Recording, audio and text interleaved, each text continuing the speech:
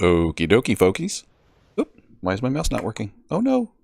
Oh no. Oh, yep. There we go.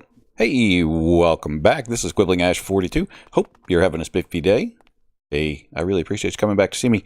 So, some things to talk about in the area here, and some things that I've done, and some changes that have been made. Yeah, there's some things that we got to talk about.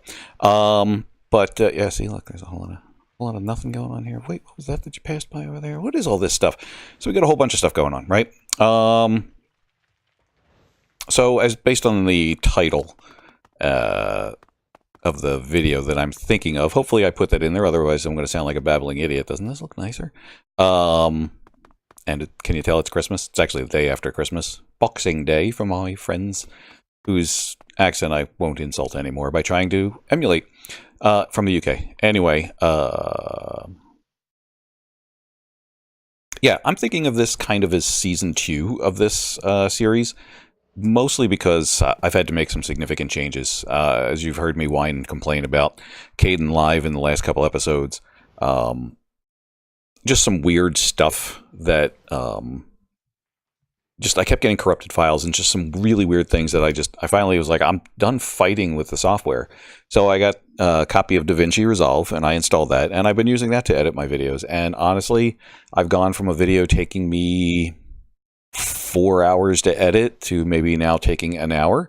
Now, don't get me wrong. Caden Live is a great program. It really got me started off to the point where I was able to pick up a professional video editing software like Davinci Resolve and do everything that I was already doing in a matter of minutes. I mean, that's pretty amazing, right? So they've done an amazing job. It's still a beta, and I need something that's not a beta. And this Davinci Resolve is really, really nice, and it's been working really, really well. So we're going to keep doing that. I was actually just spent the last half hour fiddling with where to place the microphone. I found that where I was placing it, sometimes you were getting all of my breathings, which was not nice. Yeah, it was awful. And so let's go back to, so it's been actually, I'd say it's probably been a week and a half since I've actually done any recording. As you can see, I've made a couple of minor changes here and there to the base. Some things are changed, some things are added, some things are improved. And so like I've said, I think in an earlier video, I think I'm going to also try to change the format of how I'm doing things. So if I do a video and it takes me 15 minutes to get through it, then it takes 15 minutes to get through it.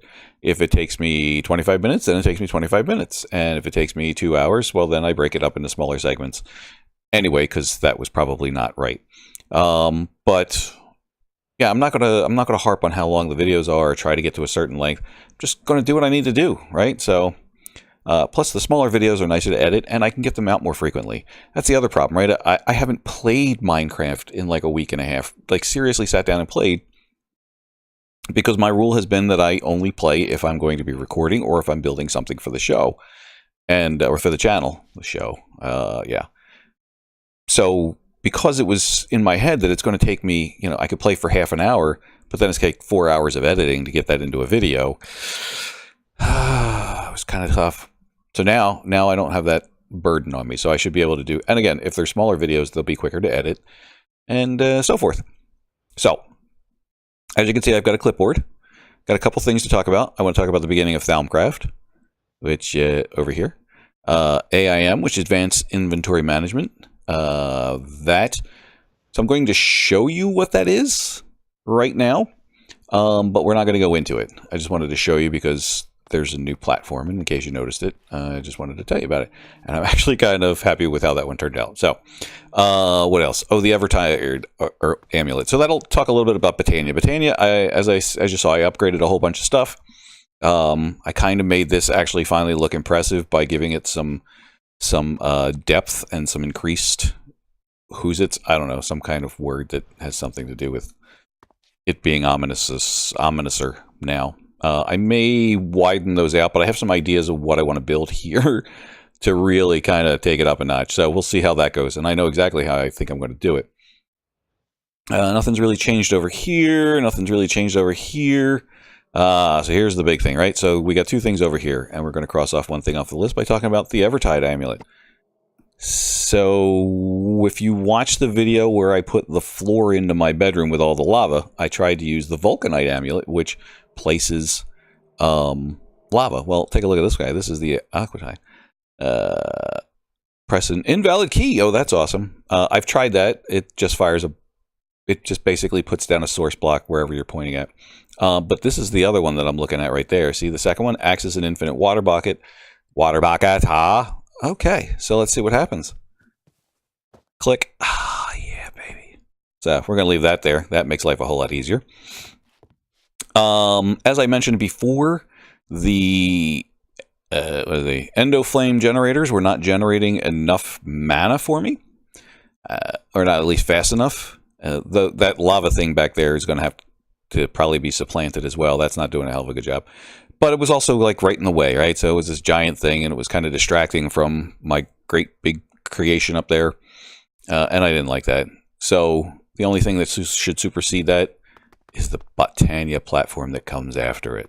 Oh yes, there's another one. Ooh. Yeah. Okay. I just had a really good idea. So what the hell is all of this you're saying to me? And I don't blame you. So this is a whole bunch of stuff cobbled together, but if you recall, we talked a little bit about these transmutation tamers basically acting as source blocks for whatever I want, right? So just put in one of these guys, put in a couple of those guys, and we get some stuff out of there. Well, all I did was I put in one of these nodes here with a filter for Eternalist fuel blocks. So now it just drops them continuously based on stuff happening. What's going on here? Did I accidentally pick one up? I don't like that. What's going on over here? That's okay. That one's all right. What's going on over here? What's the problem here, honey? What's happening? Is that not doing? This should be doing. I don't know why it's not doing. The other one's doing. Let's see if we do that. Oh, we are totally not pulling anything out of here at all. Why is that? You have to do that? Maybe I have to get it reconnected? I don't know. What's going on over here? Nothing. Oh, well, there it is. So now it's just dropping the Eternalist fuel. So that's good. So what this is another actually additions. The Phantom Redstone face. Yeah, I don't know.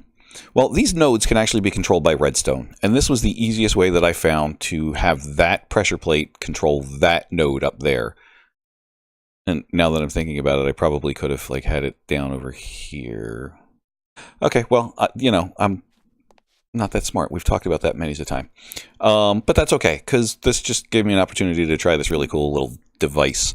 So what this does is this acts like this will put out a redstone signal when the thing that it is connected to, puts out a redstone signal. So in this case, it's that pressure plate. And how do you do this? I think that there's some kind of tool. I can't remember what the hell it is. There's some kind of tool that you get. Oh, now you're going to make me look, aren't you? It might be just a regular wrench or something. I don't know. I'll look it up again and figure out how I did it, and I'll show you again. But yeah, so whenever this fires, this turns on a redstone pulse, which shuts this off, which keeps it from continuously dropping out Eternalist fuel. So isn't that cool? I don't have to do anything. Everything just happens continuously. So that was part of the other problem. I kept coming over here. Oh yeah, see, these guys are cooling off, but that's okay. They can take their time, do whatever they need. I kept coming over here, and there'd be nothing being generated by these guys because I'd have to manually put the Eternalist fuel in here. And I thought, hey, you know what I need? So that's actually working really well. So I purdied this up. I just added a little bit of stone around it to give it some depth, some character, some what's the word I'm looking for? Some gravity, some mass, right? And I thought this kind of fit in nice. Okay, so nothing new under there. That's all new. So the big one on the block here, right?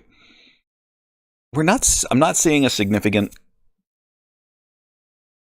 I guess it's doing about 200,000 EMC per second there, which is still kind of nice. So I got tired of this thing. The big problem was, if you remember correctly, this guy, or one of these guys, I tore it down, was kind of just sitting out here a couple of feet, and that was the end of this platform, thus completely blocking my ability to build out that way. So I said, well, I'm going to move this off to the side. And I said, well, if I'm going to move it off to the side, why don't I just duplicate the sucker? And when I duplicate the sucker, why don't I just make the sucker look nice? So now I've duplicated the sucker, and it looks nice. All right. And yeah, it's basically the same as before. It's a quintuple power flower feeding blaze rods into the transmutation tables. And yeah, cool stuff. And I prettied this up a little bit, like I said. And I think this just looks really nice. So... all right. Let's save advanced inventory management for another day. The only thing I'm going to show you right now, because I'm very proud of it, I'm not as proud of the platform in between, and this, well, the stairs aren't so bad. They may work. I don't know. But look at this. Look at this. Is this not wow, right? So this is just factory blocks from Chisel, and then these are different patterns that you can get from them, but look at that. Right? So cool. And then a little Actually Additions glowstone powder, and we are set, man. We are set. So what's over here? This is me forgetting something. Boom. All right. So I meant to stock up my inventory. So let me do that. Oh, interesting. I don't. Okay. All right. So now my inventory's stacked up. I can show you what I was going to show you. So I don't know what these are and why they don't look good, but they still look good as they are. Anyway, so we're going to talk a little bit about Thaumcraft, and I just taking a quick glance at how long it's been. It's been 11 minutes. Okay, this isn't going to take that long. And so I decided to use some of the materials. This is the great woods, as you've seen, and this is the silverwood leaves. I think this kind of looks nice, right? And these are silverwood planks. Okay. So when you first start off in a Thaumcraft world, you don't have any actual knowledge of how the stuff works. Right? So in the old Thaumcraft, all you had to do was build a wand and then right-click on a bookcase with that wand, and it would turn into the Thaumanomicon, which is your guidebook to Thaumcraft. Well, you don't have that in this this edition. This is the 6.0 version, I believe, or 6.1. What happens is, if you remember, these are still the same, sort of. These V crystals, when you find these in the world growing in clusters, I think we even still have a cluster of the Perdicio growing in the console room over there somewhere. You find these. When you find one of these, you'll get a little blurb in your chat window saying, oh, you have a strange feeling about this gem and you need to sleep on it. Well, the next time you go to sleep and you wake up, you will have this in your inventory, this little book, Strange Dreams. And you go in here and it tells you, blah, blah, blah. I took 3 other strange crystals, ground them with a handful of redstone in a bowl using a piece of flint. Okay, I had a weird dream. Let's see what happens if I follow said dream. All right, we're going to follow our dreams, ladies and gentlemen, because really that's all you really want to do. The redstone and some flint. So what this is it's giving you a shapeless recipe that you need to throw together. So let's see, I have the most of this Perdicio, so we'll do one of those. So yeah, I need one of each of 3 different, definitely air, because I got tons of air. It's almost like I live in an oxygen-rich atmosphere. And then Ignis, all right. We ain't going to be Ignis about this. We're going to let Ignis be the one. So then you got to do it with a little bit of redstone and a little bit of flint. And you do this all in a bowl, and you get Salus Mundus. Remember Salus Mundus? Yeah, I remember Salus Mundus too. Okay, so here's what we're going to do, though. We're going to put this here. We're going to put this here. We're going to put this here. This here. And that there. And I'm going to make a few of these. Now, I've already got EMC on them, so I guess I don't really need to do that. But if you're not using Project E, make 5 or 6 of these. Because you're going to need them. So now that you've got your Salus Mundus, you probably don't need that much, but see how easy it was to create 7 of them. Just create 7 of them, be done with it. Okay. So to take this, you take your little Salus Mundus, put it on a bookshelf, a little magic happens, and poof, there's our book. Look, flux, You can see it now. Fluxing the TARDIS. I don't want a fluxed up TARDIS. Okay, so let's look at our Thaumanomicon. Same as before, same as it ever was. What's our first step? Blah, blah, blah. Hey, you know what? We need to make ourselves an arcane workbench. I wonder how you do that. Looky, looky. They take that bookie. There it is. Ooh, and that fluxed some things up too. Haha. Types of knowledge, observations, notes, theories, blah, blah, blah. So things have changed a little bit. Oh, that's what we're going to need. Scribing tools and a research table. So let's do that. This is complete. So scribing tools. Scribing tools. These guys. So I need glass file. Can I do a glass bottle? Yeah, ink sac and a feather. All right. So bottle. Yes. Ink. Yes. Feathers. Yes. Excellent. Craft them up. Do this. Make that. Grab a couple of those. Oh, that's right. These do not stack. Oh, I hate when they do that. All right. So now we got to do this. All right.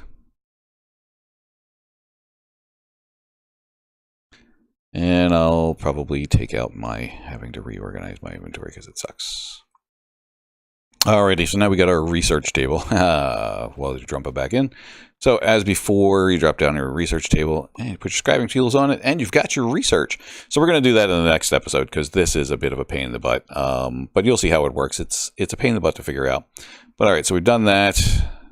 We've completed some of this stuff. So this is really just, this gets you into the first little bit of Thaumcraft, and why can I not? I did the first steps. What did I miss? One of 3. What did I miss?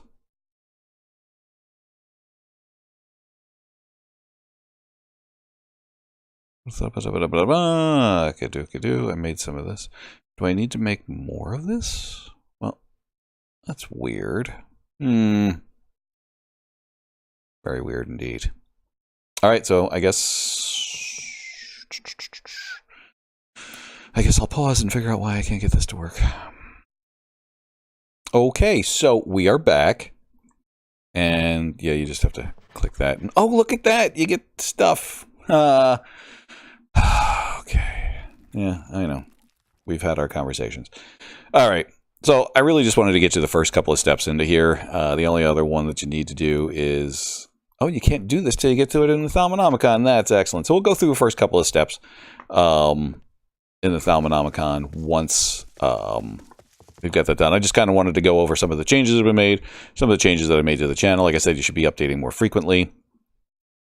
And then we've just done our first couple of minor steps into Thaumcraft. Seriously, folks, I'm going to cut this one short, but if you want to catch the next episode, I am literally going to start over from right where I'm standing.